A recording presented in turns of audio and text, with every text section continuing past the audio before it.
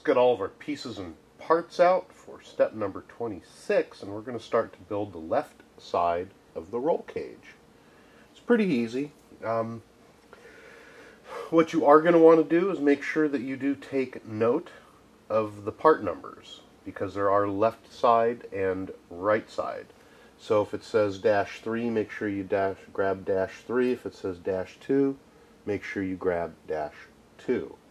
Also, for the left-hand chassis side, the book just says part number 80088, and it leaves off the -2.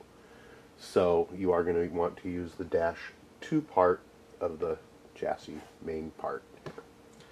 Alright, also you're going to want to take note that you do have two different screw sizes, and we'll point out where to use the different size screws. So, we're going to take our -2 left side of the big portion here, and we're going to take the -2 on this unit as well. And what we're going to want to do is make sure that you have the proper unit. Don't know how else to say it. You don't want to grab the wrong one. These two pieces are going to line up, and they're going to snap in, just like so. This is what it's going to look like.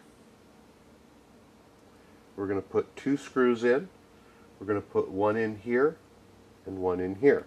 Now the first one towards the front is going to be one of the shorter screws. So make sure you do grab the short screw when you put that one in. Grab the wrong wrench. I think I have the short bus.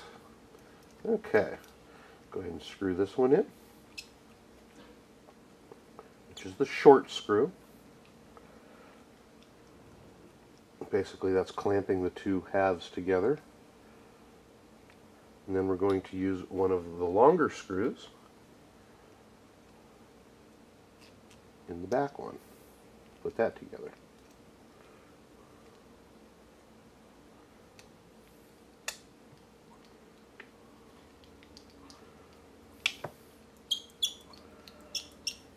Kind of long. There we go.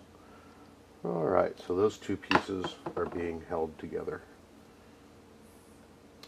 Alright, let's grab this part right here, which is 80077-3. And that's going to sit on these two nubs right here, the most forward nub and the second one back.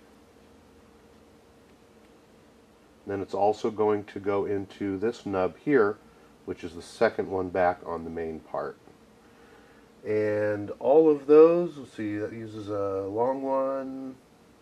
Okay, we are going to use the second short screw on the front here, on this one right here. This for the second short screw. Let's put that one in, get it out of the way so that we don't have to worry about screw sizes anymore. So we'll put that one in, grab a longer screw, drop it on the floor,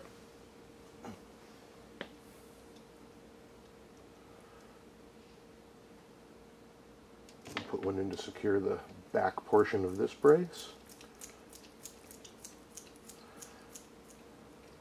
And then we're going to put one in the back here to finish holding that on. Alright, we have two more pieces to put on. If you look at the second portion of the directions on step 26. Alright, so this is what this is going to look like so far. Kind of cool the way that goes together. It's pretty beefy. Okay, so let's grab part number 80081-5 and let's look at it, because there's a top and a bottom, and as I'm looking at it, I believe that we'll get it installed right. If you look at the top, the screw holes are flat. If you look at the bottom, the screw holes are beveled. So we're going to call the beveled area screws the bottom. So we are now going to take this unit, which is 80082-3, and we're going to hold it up just like so, just like it shows in the directions. You can see that these two screw holes line up there. Now the tricky part is we're going to match that up here so that all three pieces are sandwiched together. And we're going to try to screw this in gracefully. So I'm going to put in one screw. Actually, I'm going to put in both. Let's give it a whirl. I'm going to put in both screws, slide this over just like so. And now match this up on the back and screw it in.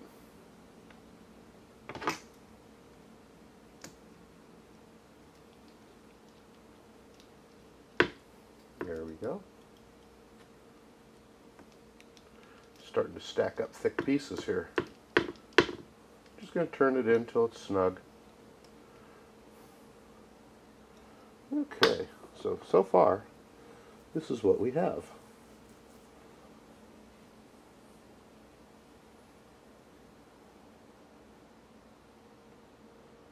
Starting to look like something. What? I don't know. But it's starting to look like something. Let's go ahead and get our pieces and parts out for step number 27, which is basically doing the same exact thing that we did minus these two front portions. So let's go ahead and mount up the three pieces just like we did in the left side. So we'll do the right side. We'll be back when we're done. Alright, we've completed step number 27 by building the right side. And again, we're going to do the same. It's just that there's just 1, 2, 3 pieces without the additional 2 pieces that are on the front of this one. So that was very quick and simple. Now, let's go on to step number 28, and this is the right side. Let's go ahead and grab the left side again and work on that. And we're going to install the battery tray. Very simple. There's 3 screws to it. If you take a look, it's going to install where these curve up on the back. It's going to install into there on the bottom one. This unit here, this little nub, is going to go onto the bottom here and screw in. Then we're going to rotate this around, screw that one into the back, and then there's one in the center that screws in. So I'm just going to flip this around so it's a little easier to see what I'm doing. And all 3 screws are the same size. I'm going to go ahead and start with this one here, which is the back, and that's going to go to the upper part of the battery tray. Screw that in. These are long screws. Once that one's in, let's go ahead and match up this one here. Screw that one in.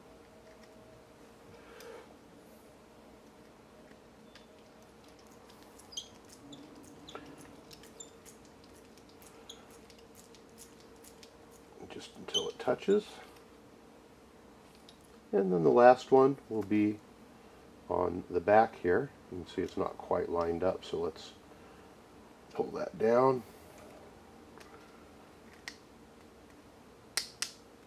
Line it up and screw it in.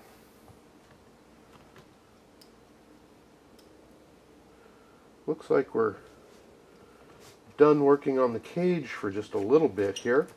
We're going to now work on our receiver box and get all the pieces and parts for that out. And we're going to go ahead and build it all, but we're not going to yet install the electronics. We're going to wait till afterwards to do that. So that's what the battery box looks like once it's set in. And if we want to play around for a second, we can visualize this and match up the back section.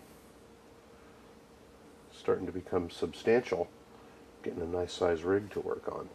So in the meanwhile, we'll go ahead and set this off to the side, and we will drag out all the pieces and parts for step number 29 and get rolling on that.